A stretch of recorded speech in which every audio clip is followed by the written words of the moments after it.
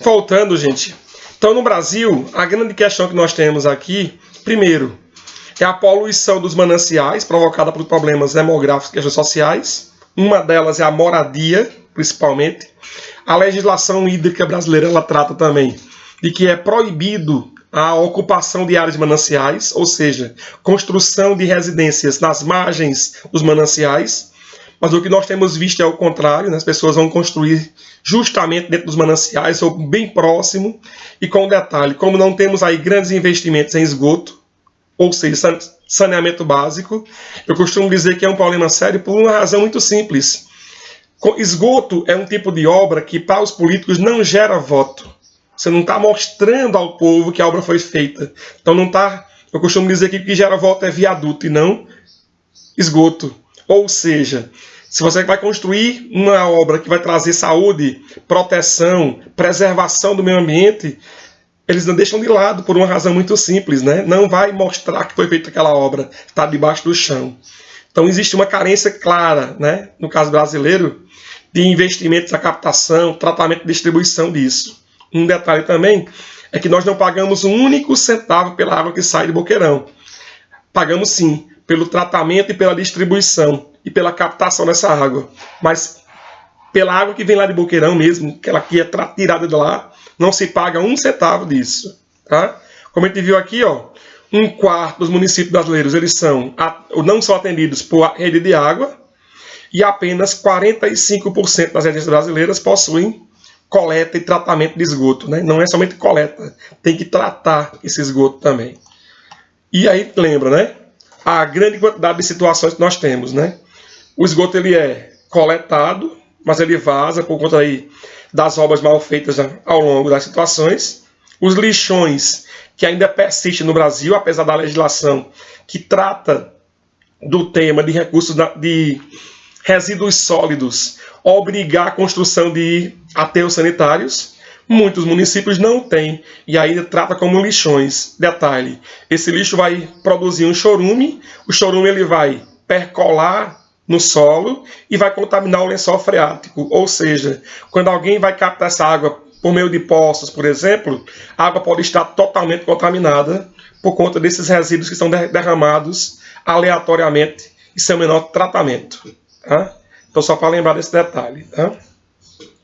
Há também a contaminação de rios e mananciais. Aqui te mostra a imagem, ó, do lixo sendo derramado e colocado lá com um chorume contaminando cursos de água. O caso do rio Tietê, em São Paulo, onde a quantidade de lixo colocado diariamente nesse rio não dá nem para contabilizar o tamanho disso.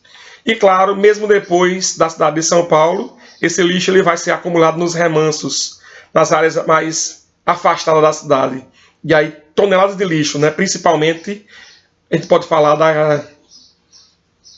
da produção de plástico, que é um detalhe simples aí. E claro, né? Como não há esse cuidado também no espaço urbano, há uma tendência ao alagamento.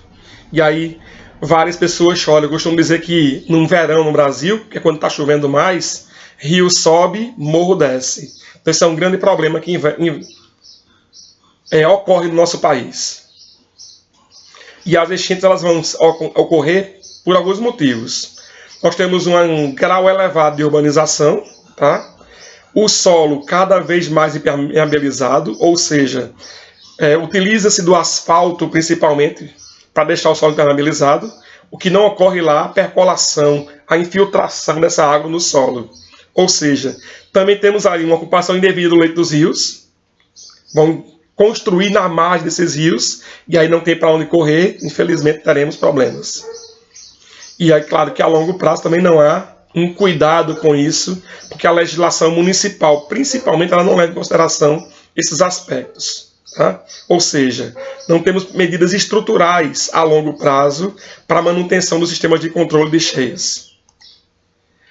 Temos aí as doenças que são veiculadas pela água, tá? Ou seja, relacionada a saneamento ambiental inadequado. Lembrando que algumas doenças deveriam já estar erradicadas no Brasil, mas infelizmente ainda pode acontecer em larga escala. né? Não a nível de pandemia, mas a nível de epidemia local, né? Pode-se falar assim. Então, doenças de transmissão fecal-oral, diarreia, febre entérica e hepatite, ou seja, infecção principalmente do fígado, por conta dessas doenças de transmissão fecal-oral.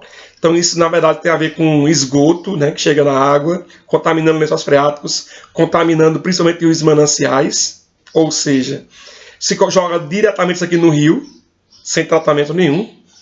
Temos ali as que são transmitidas por inseto, a dengue, febre amarela, leishmaniose, filariose linfática, malária, doença de Chagas. Essa filariose linfática aqui, ela é chamada popularmente de elefantíase, ou seja, um insetinho vem lá, pica a pessoa contaminada com a doença e a pessoa vai ficar lá com um dos membros inchados, né, sem ter circulação linfática. E pelo contato com a água, esquistossomose e leptospirose. Tá? Por isso se recomenda tanto quando está chovendo, ninguém entrar em cursos de água, ninguém entrar nos alagamentos, para evitar principalmente a leptospirose. Ela é transmitida por conta da urina do rato. Tá? E quanto à higiene, né? Ou seja, a escassez hídrica em algumas regiões pode trazer problemas. É o caso de doenças nos olhos, como tracoma, conjuntivite e ainda micoses da pele, né? Vale salientar isso aqui. E ainda por conta de micro-organismos no nosso corpo, né? Teníase e helmintíases, que vai trazer aí, ó, vermes ao nosso corpo. Só para lembrar. Uma questão que envolve aí para a gente é como é que a água chega na nossa casa. Como é que ela é distribuída para a gente, né? Então aqui tem um esqueminha mostrando isso claramente. A represa de Boqueirão, por exemplo, a água ela é bombeada, ela é trazida até uma estação de tratamento de água, chamada popularmente de ETA, né? Estação de tratamento de água, e ela vem, ó, recebe lá um floculador, passa por um processo de decantação, passa por uma filtragem com carvão, área e cascalho, até chegar, ó, no reservatório nos bairros e distribuir para nossas casas. É mais ou menos dessa forma aqui, ó. Aqui nós temos a percolação, ou quando essa água ela vai ser tratada, floculada, melhor dizendo, não é percolada, né? É floculada. Ela passa por um processo aqui, ó, vai flutuar esse material mais leve, enquanto que a parte mais pesada vai para o fundo da piscina de decantação. Tá? Então a floculação aqui e a decantação. Depois passa pelo processo de filtração até ser distribuído para um grande centro urbano.